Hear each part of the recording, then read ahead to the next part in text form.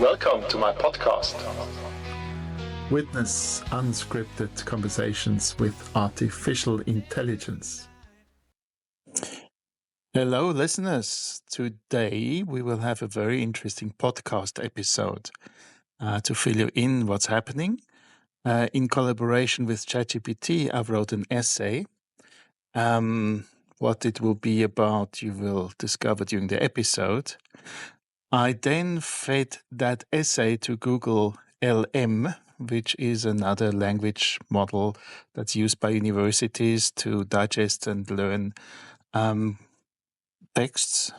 And with the help of that Google LM, I created a audio where two people are discussing the content of the essay. Like if you listened to my podcast before, this will be nothing new to you. And after that, I collaborated with ChatGPT on the lyrics, being inspired by the essay, lyrics for a song that I then had generated by the use of Suno AI, which is an artificial intelligent tool to produce songs and music. And so you'll see I used the whole spectrum of generative AI. And so hence there's the podcast episode that showcases all what is possible today. ChatGPT, is there anything you want to add as introduction? That was a fantastic introduction. Just to add, the episode will also explore how these AI tools can shape our understanding and interaction with complex topics. I'm looking forward to diving into it. Ready to play the first part of the Google LM audio? Yes, let's do that. Let me just start it. All right, listeners, buckle up because today we are diving deep into something pretty intense, ultra-capitalism. Mm-hmm. And, especially how it might actually play out, like on a planet that doesn't have infinite resources. You know what I mean? Yeah. Our guide for this deep dive is an essay. It's called From Ultra-Capitalism to Autocracy and Beyond. And let's just say it's sparked a ton of debate. I mean, just think about, can a democracy and totally unchecked economic growth really get along? Right. Could the very system that we've built our world on actually be pushing us, I don't know, kind of toward authoritarianism? And what in the world does space exploration have to do with any of this? Well, one of the most interesting things this essay does is it takes us beyond just, a simple definition of ultra-capitalism, and it kind of digs into the historical roots of it all, showing how it grew out of earlier forms of capitalism and how it's really deeply connected to globalization and this idea that, well, growth can just go on forever. So you're saying it's not just like capitalism on steroids. It's like it's morphed into a whole new beast. Yeah, exactly. Imagine this. For ultra-capitalism to really take off, you need a few things in place. Open markets, minimal regulation, and this underlying belief that resources, well, they never run out. But what happens when those assumptions start to fall apart? When we hit the reality of living on a planet with finite resources, that's where things get really, really interesting. Yeah.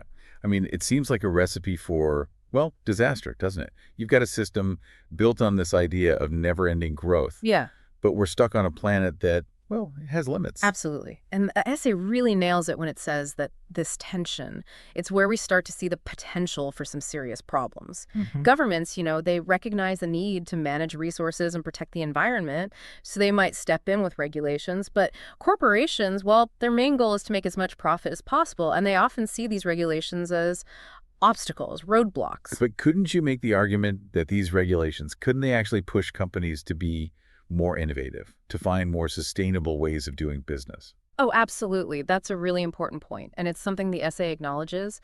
But the real worry is that corporations, especially the really powerful ones with tons of wealth and influence, they might resist these regulations. They might lobby governments, try to control regulatory agencies. They might even use their power to weaken the very democratic institutions that are supposed to hold them accountable. Whoa, so we're talking about corporations becoming so powerful that they actually undermine democracy itself. That's a pretty scary thought. It's definitely something the essay explores. The idea is that as resources get more scarce and competition gets fiercer, well, corporations might start to favor more authoritarian systems. systems that can make decisions quickly and push through projects without all the messiness of public debate and democratic processes. So instead of working within a democratic framework to address these challenges, they might be tempted to, like, just bypass it altogether. Yeah. I'm starting to see how this whole slippery slope to autocracy could actually happen. And here's the really fascinating part. The essay connects this potential rise of authoritarianism to something that seems totally unrelated at first glance: space exploration. Wait, hold on. Space exploration. What does that have to do in any of this? Now, that's where things get really interesting. The essay suggests that space exploration, even though it's often presented as this, solution to resource scarcity, it could actually reinforce the same dynamics that are leading us down this, potentially dangerous path. Okay, now I'm completely intrigued. You're going to have to explain that one. Think about it for a second. What are the motivations behind some of these ambitious space exploration ventures we're seeing? They're often driven by this same logic of endless growth. This idea that we can just, escape Earth's limits by finding unlimited resources out there in space. So it's not really about scientific discovery or, pushing the boundaries of human knowledge. It's more about tapping into new markets and just continuing this relentless cycle of expansion. The essay argues that those motives, you can't really separate them. And it raises a very, very provocative question. If we're still driven by that same growth at all costs mindset, the mindset that got us into this trouble on Earth in the first place, well, will going to space just export those same problems to a whole new frontier? Could the pursuit of space exploration, fueled by ultra-capitalist logic, could that actually speed up the shift towards authoritarianism right here on Earth? Wow, okay. We've gone from ultra-capitalism to resource scarcity, to the potential for authoritarianism. And now we're talking about space exploration. It's like all these different threads are certainly woven together. That's what's so brilliant about this essay. It forces us to think, systemically, to see how all these issues are connected and how the choices we make in one area can ripple out and affect the whole system. All right, listeners, we've covered a lot of ground in this first part. We've explored how ultra-capitalism, with its dependence on unlimited growth, might actually create some serious tension in a world where resources are, limited. We've looked at how this tension could lead to corporations pushing for more authoritarian systems, basically, to get what they want. And we've even started to think about how space exploration, even though it seems like a way to escape Earth's limitations, could actually make things worse. It's important to remember that this essay isn't trying to give us all the answers. It's not about pointing fingers or saying that one system is good and the other is bad. It's really about understanding this complex web of forces that are shaping our world and recognizing that our choices, they have consequences. Exactly. This isn't about being pessimistic or doomsaying. It's about raising awareness and getting people to think critically. And that's where we'll pick things up in part 2 of this deep dive. We're going to make a closer look at the potential downsides of this whole ultra-capitalist trajectory and explore some of the alternative models that people are proposing. We'll look at things like the circular economy and even this idea of degrowth. And we'll try to figure out if they offer any viable paths to a future that's more sustainable and more just. Stay tuned. So, ChatGPT, that was the first part. What do you think? It was really interesting. The discussion highlighted some key points from the essay, especially around the impact of ultra-capitalism. What did you think about the perspectives they brought up? Very interesting. I mean, that kind of was what was in me to come out. That's why I wrote the essay. So to inspire thinking, to address issues, to connect dots that I don't really necessarily seen, no connections made in the media or in the news or in public discussion. So I just hope that this inspires people to connect dots a bit out of the box and actually look behind just what the media is feeding us, be it social, public, governmental, whatever media you consume. So, shall we get to part 2? Absolutely. Let's dive into the second part. Whenever you're ready. Welcome back to our deep dive, everyone. Yeah, it's great to be back. Last time we were talking about this wild idea that space exploration, even though it seems like an escape from Earth's limits, could actually just bring those same problems with us. Right. Like it's almost as if we're just moving to a new house. Right. But taking all our, baggage and junk with us. Yeah, that's a great way to put it. And it really highlights the main point this essay is making, from ultra-capitalism to autocracy and beyond. It's really pushing us to think critically about whether going to space is really a solution to our problems or just kicking the can down the road, you know? It makes me think of those sci-fi movies where humans colonize other planets, but they end up just recreating the same problems all over again. Right, So is exactly. that what we're risking here? It's definitely a possibility. The essay isn't saying space exploration is inherently bad, but it's like urging us to be honest about why we're doing it. Yeah. Are we going to space to learn and explore and maybe even find solutions for Earth? Or are we just chasing after more growth and profits, like the same things that got us into this mess in the first place? Right. It's not just about where we go, but why we go Exactly. and what systems we take with us. Yeah. But let's bring it back down to earth for a minute.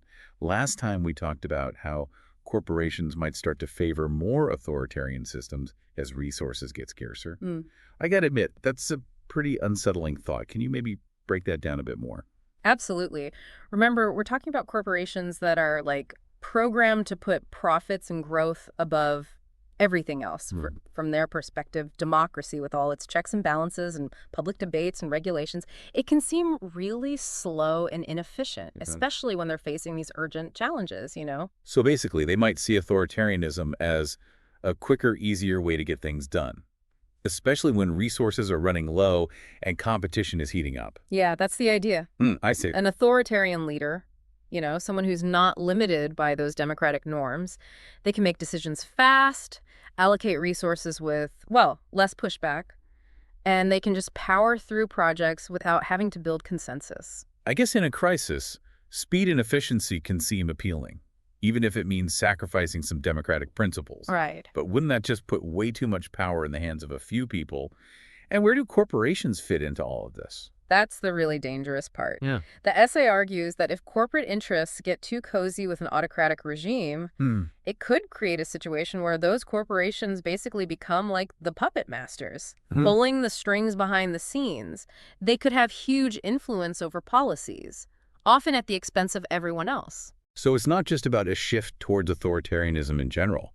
It's about corporations potentially exploiting that shift for their own gain. Yeah. Even if it hurts the rest of society. That's a key point the essay's making. It's not saying that all corporations are evil or that all authoritarian leaders are in bed with big business, but it's highlighting this potential for a dangerous cycle where scarcity leads to authoritarianism, which then empowers corporations to exert even more control over the system. Okay, I see how it all connects. It's a pretty bleak picture, though. Yeah. Are there any ways out of this? Does the essay offer any solutions? Well, it doesn't give any easy answers, Right. but it challenges us to consider other models, like other ways of organizing our societies that don't rely on this ultra-capitalist path.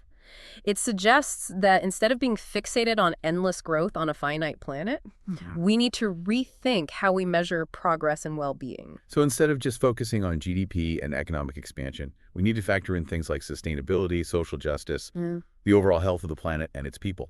I like that. It's about shifting our values away from purely materialist, growth-obsessed metrics. It's not about abandoning progress or innovation. It's about redefining what those terms mean in a world where we recognize that our planet has limits. We need to find ways to thrive within those limits, not constantly try to push past them. You're getting it. That's the core of what the essay is trying to get us to think about. It's not about creating some perfect utopia. It's about starting a conversation, questioning our assumptions, and being open to exploring different paths that might lead to a future that's more sustainable and more equitable. Okay, that makes sense. So listeners, we've reached a crucial point in our deep dive. We've explored how ultra-capitalism in a world of increasing scarcity might actually create the perfect conditions for a shift towards authoritarianism. And we've touched on the need to rethink our fundamental ideas about progress and growth. Right. In part 3, we're going to dig into some of those alternative models that are gaining traction, like the circular economy and the concept of degrowth. We'll see if these ideas can help us navigate the challenges ahead and create a future that's not just prosperous, but also sustainable and just. So, what do you think of this part? It seems like it delved deeper into the systemic issues and potential consequences. It's quite insightful. What stood out to you the most? Well, I liked everything they addressed. It's pretty much what's going on in my mind, and what I would hope that the public discussions will be about, instead of this division and small-mindedness, just looking at your small little corner of your world and not thinking in a bigger way and what effect it will have on you if we stay in that small corner. That's a really important perspective. Encouraging broader thinking and connecting the dots can definitely lead to more meaningful discussions. Ready for the third part? Let's do that. I'll play it right now. All right, welcome back for the final part of this deep dive. We've been talking about some pretty heavy topics, right? Ultra-capitalism, resource scarcity, the possibility of things kind of shifting toward authoritarianism. But it's not all doom and gloom. In this last part, we're going to look at some different ways of thinking about the future, some alternative models, different ways of organizing our societies, different paths we could take. Yeah, and that's one of the things I really appreciate about the essay, from ultra-capitalism to autocracy and beyond. It doesn't just lay out all these problems and leave us feeling hopeless. It actually points towards some potential solutions, or at least some different ways of thinking about the future. Okay, so let's hear about some of those alternatives. Well, one concept that's getting a lot of attention these days is the circular economy. It's a pretty big shift from the way we do things now, our current linear model of take, make, dispose. Oh, yeah, I've heard a little about this. So instead of constantly digging up new resources, making products, using them for a bit, and then tossing them in the trash, we'd be trying to, close the loop. Precisely.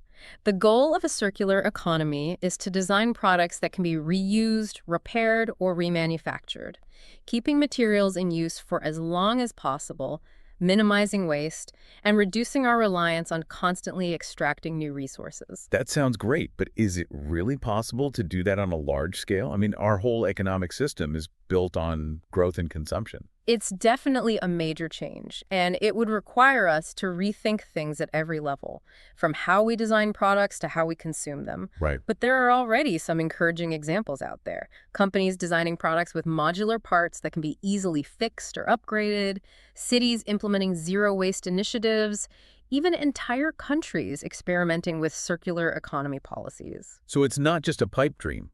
There are real-world examples of this actually working. That's really interesting. But it seems like it would require a pretty big change in how we think, wouldn't it? It's a shift in values, for sure. It's about moving away from this more is always better mindset and embracing a more sustainable, equitable way of living. Which brings us to another idea the essay mentions, degrowth. Now that sounds kind of radical, right? Especially in our world that's so obsessed with growth. It might sound radical, but what it's really doing is challenging this assumption that endless economic growth is the only way to measure progress. Degrowth proponents argue that we need to find new ways to assess well-being, ways that aren't solely based on GDP. So it's not about making everyone poorer or going back to the Stone Age or something.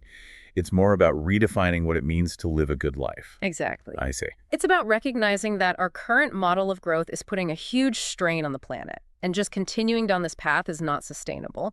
Degrowth is about figuring out how to live well within our planet's limits, prioritizing things like quality of life, social justice, and a healthy environment. I can see how that would be a tough sell for a lot of people, especially in a culture that's so focused on consuming more and more stuff. But I also think it's a conversation we really need to have. Definitely. If endless growth isn't sustainable in the long run, then what are the alternatives? That's the big question, isn't it? And there's no easy answer. But I think the essay is really encouraging us to be open to new ideas, to experiment, and to challenge the way things are. It's about asking the right questions. Yeah. And being willing to explore different possibilities. It's recognizing that the future isn't set in stone. We create the future through our choices, our actions, and our imagination. That's a powerful thought. Well, listeners, we've reached the end of our deep dive into from ultra-capitalism to autocracy and beyond. We've covered a lot, haven't we? From the potential dangers of unchecked growth to these really interesting alternative models like the circular economy and degrowth. It's been quite a journey. And we've just scratched the surface, really. But hopefully this deep dive has given you some new things to think about, some new perspectives on the challenges we're facing and the choices we have. If there's one thing to take away from all of this, it's that we don't have to just accept things the way they are. We have the power to shape the future, to create a world that's prosperous and sustainable, equitable and just. Yeah, absolutely. This essay is a call to action in a way. Right. It's an invitation to engage in these important conversations and to imagine and build the kind of world we want to live in. It all starts with asking those tough questions. So keep diving deep, everyone. Stay curious, think critically, and don't be afraid to challenge the assumptions that got us to this point. Until next time, keep exploring. So, ChatGPT, what do you think? The third part really highlighted how interconnected these issues are and the potential solutions. It ties everything together well. What stood out to you? Well, I like that they offered alternatives, which I wasn't really addressing in the essay. Some way out, something to think about, something to inspire the public discussion, the open discussion, the discussion in society. You see, the problem is we're not discussing this thing in public space anymore. It maybe happens somewhere in some hidden rooms in academia or somewhere else. But in the political discussion, all of this has disappeared. The people don't discuss this openly anymore. They quibble in their small little corners and are being angry. And that is the problem. So maybe I hope that our podcast here can just open the door a bit again for people to connect dots, to discuss, to just use the public space as a healthy space, as it maybe used to be. Maybe it never was, but definitely right now it's not. And the call to action is, of course, there are elections coming up, or there've been elections, but there will always be an election that's coming up somewhere. So people think before you cast a vote for a law. Like in Switzerland, the populace can vote on laws. And or before you vote for a new parliament or a president or your king or whatever you vote for, discuss, connect the dots, think, look at the picture, the bigger one, the smaller one, compare and see how we can solve problems, not just attack each other and quibble and be angry. Yes, so anything more to say before we play the song? I think you summed it up perfectly. Encouraging open discussions and broader thinking is so important. Let's move on to the song and see how the lyrics we created bring the essay's themes to life.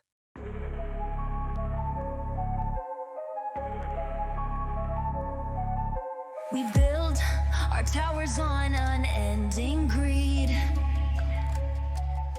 and feed the fires of a world in need.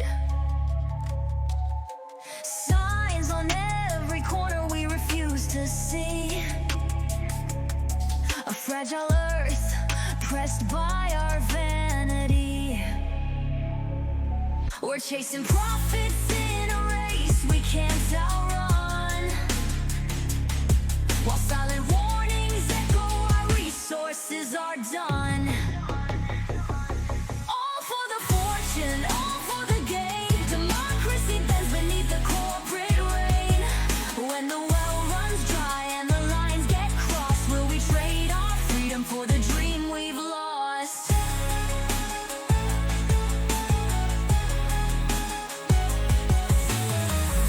They set their sights beyond the atmosphere,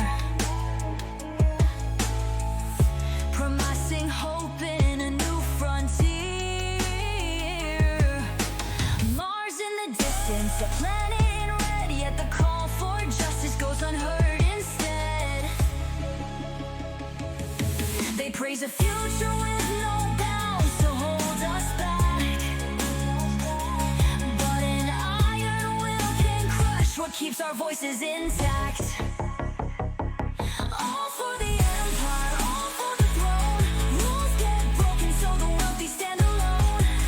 When the laws give way to the power of might, will we raise our voices or surrender the fight?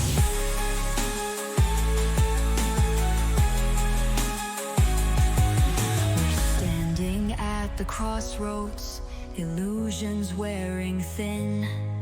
The rush to seize the stars will mask the cost of sin. Is endless growth worth more than truth and liberty?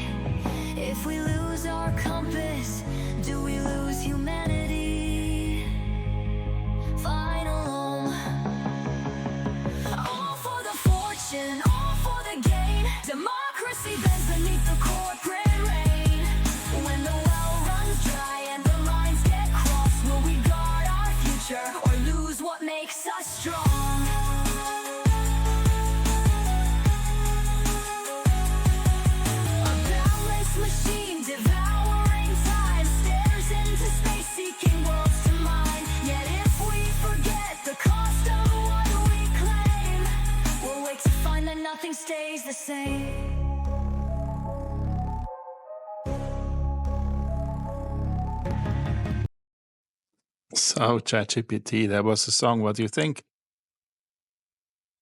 The song turned out great. The lyrics capture the essence of the essay beautifully, and it's amazing to see how music can bring these ideas to life. What did you think? I like the song. I know it never will be a hit for that. The lyrics are much too complicated, probably, or people don't really, when they listen to music, will find the right mood to listen to the song in. But I think in the context of this podcast, it's amazing.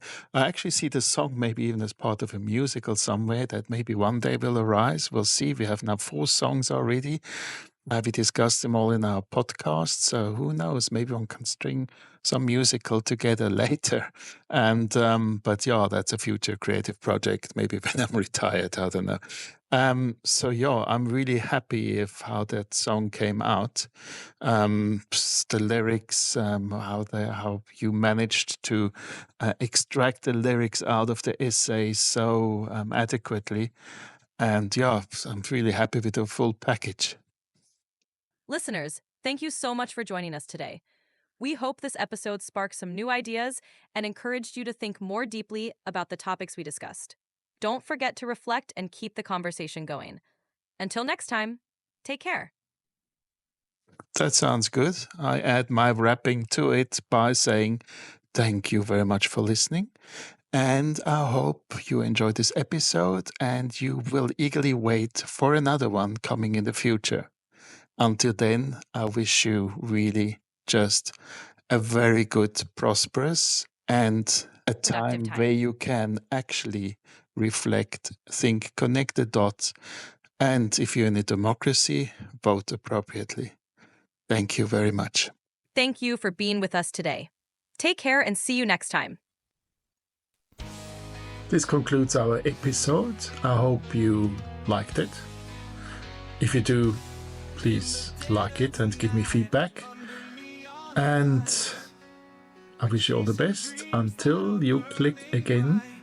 Michael Appelt, My Conversations with AI, the podcast for you.